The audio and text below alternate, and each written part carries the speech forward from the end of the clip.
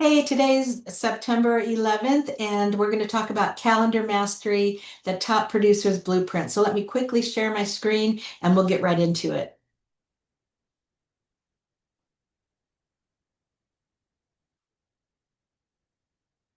All right, and I'm going to turn my calendar off, my video off, and here we go. All right, hopefully you can see this listingadvantage.io top producer real estate calendar.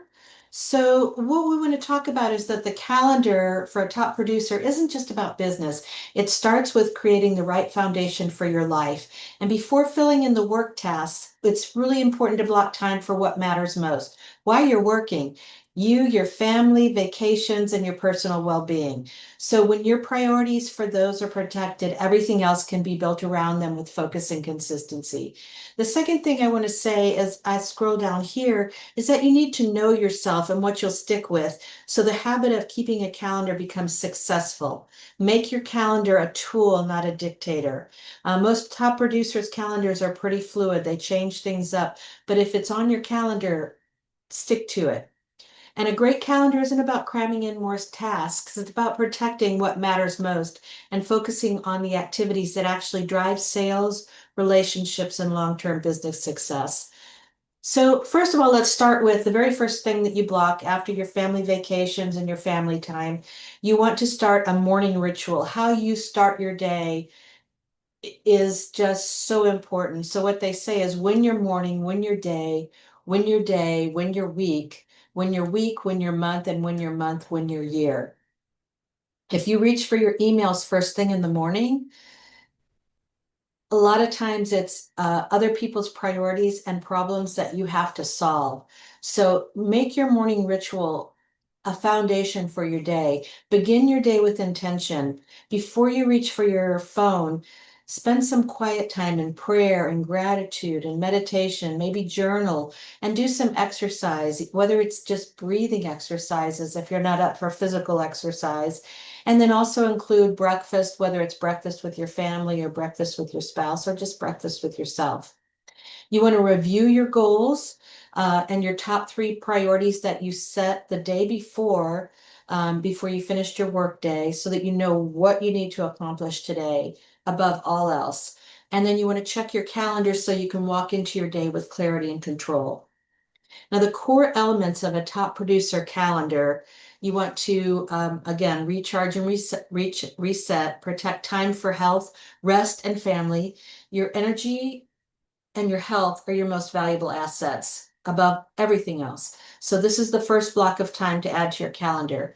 Then you want to block time for money making. Reserve specific hours each day for the activities that grow your income, prospecting, lead follow-up, and client calls.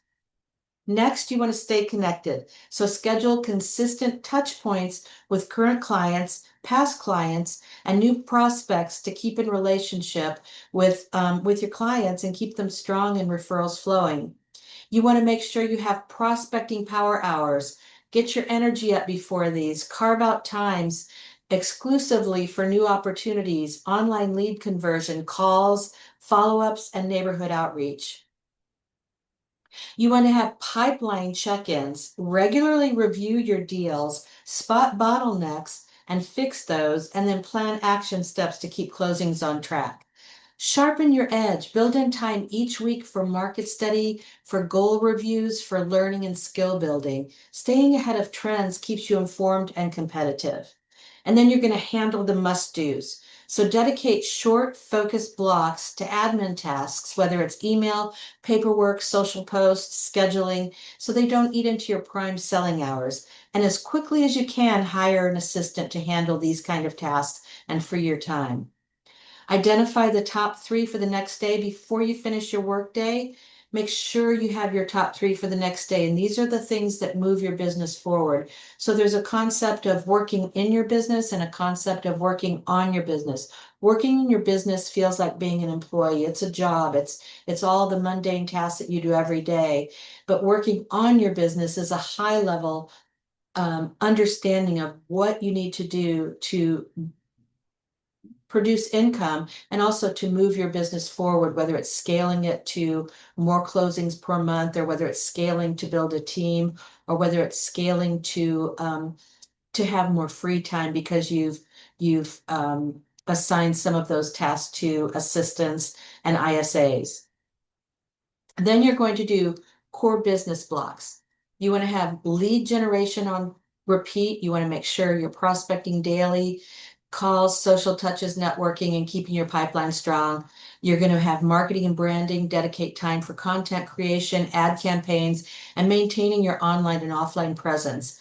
You want to have time for client care and referrals, nurture your current clients, check in with past ones, and create natural opportunities for referrals.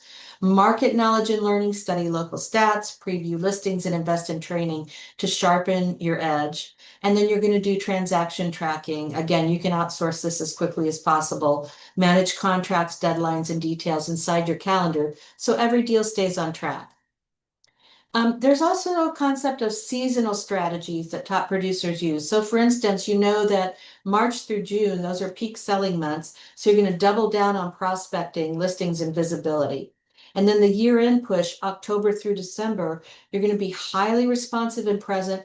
Buyers and sellers are motivated to close before the holidays or year-end. I know there are a lot of agents out there who sort of coast from October to January, and I can tell you that top producers typically don't coast unless they're taking vacation.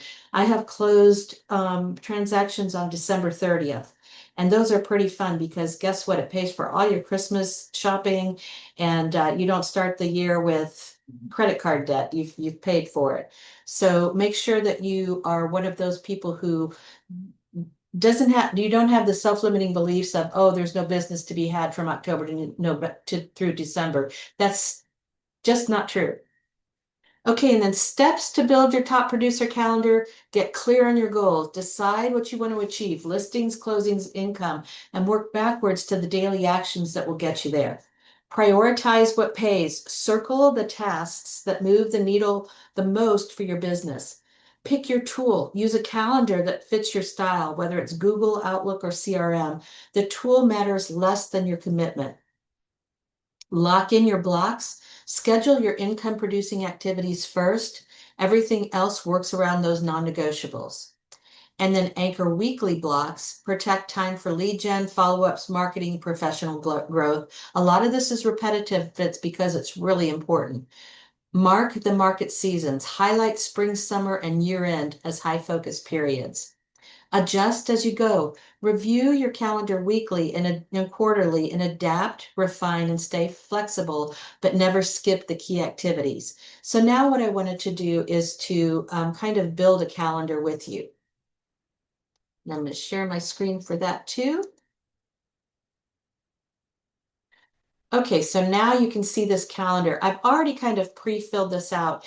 And I'm just going to say, as you're going through the Listing Advantage course, use a different calendar than you use for your contacts to book on your calendar from that. You don't want to have this all blocked out. So use a calendar that's empty, that's tied to another email for your funnel in Listing Advantage. And then this will be another calendar. I use this as a different email calendar that I can fill out, that I can print out and follow. So this is kind of my calendar. So my morning ritual, I have from 7 to 8:15 p.m. That includes my meditation, my prayer, my gratitude. It includes breakfast with my husband. Then I like to start the day learning because it gives me confidence for the day. So I'll spend some time reading. If in your case, you might be going through the course and finishing the modules, which is you'll be learning a lot as you do that. Lead generation, 9:15 to 11, that's when so when you're going through the course, you're going to have a lot of people that automatically book on your calendar, but you're also going to have people that opt in but haven't booked yet. They might be scared. They might be having a little bit of a hesitation. So you want to reach out to those people and make sure that they're not left behind. Then I have calls that I'm on in masterminds, and then I have my coaching, which is today, blocked out. Appointments, I set the afternoon. I leave some time in here. I don't want to be booked back to back to back to back. I need some time for just to regroup and also to be human.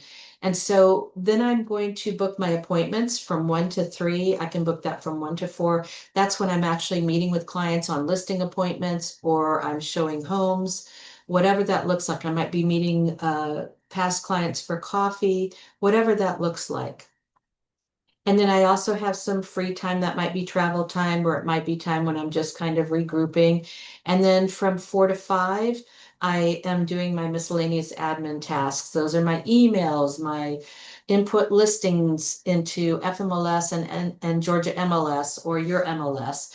I'm posting on social media. I'm following up with clients that I need to respond to emails through or answer questions that they've asked me. Then before I finish my day, I'm knocking out my top 3, what I want to accomplish the next day.